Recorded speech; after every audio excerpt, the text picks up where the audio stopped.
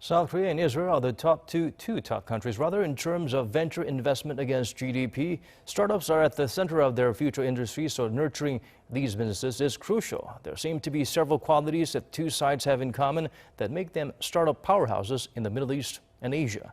Kyung-eun outlines what they are. Israel is known as the startup nation, meaning the country basically runs on startups. 10% of Israel's total population of 9 million is involved in a startup, the most startups per capita in the world. 4% of GDP goes into R&D for startups in the tech sector. And Israel offers great inspiration for South Korea in its efforts to become a startup powerhouse, as they have some things in common. According to business magazines like Forbes and Entrepreneur, the key pillar of Israel's startup ecosystem is military experience. It says 2 or 3 years of mandatory military service helps people adapt quickly and connect with each other. South Korean men also have to serve in the military for a little under 2 years. Like Korea, Israel lacks natural resources, so it focuses on human resources to offset that. And now 1.4 million of its people are in the high-tech industry.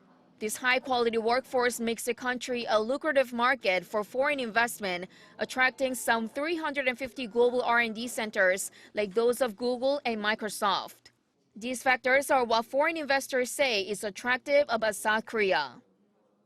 And in general, in Korea, business is relationship-based, so it requires a little bit more time and commitment. But then when you get to know your business partner, it's kind of like a deeper connections. I think Koreans are very creative in terms first of technology, we all know it, but as well in marketing strategies. Given these commonalities, South Korea has been benchmarking Israel's startup culture in ways such as boosting private-public cooperation. This is a local incubator that supports startup companies. It is based on Israel's Technological Incubators Program, or TIP. Like in Israel, the program is run privately using public funding. But this year, along with monetary support, the government has pledged some significant deregulation policies.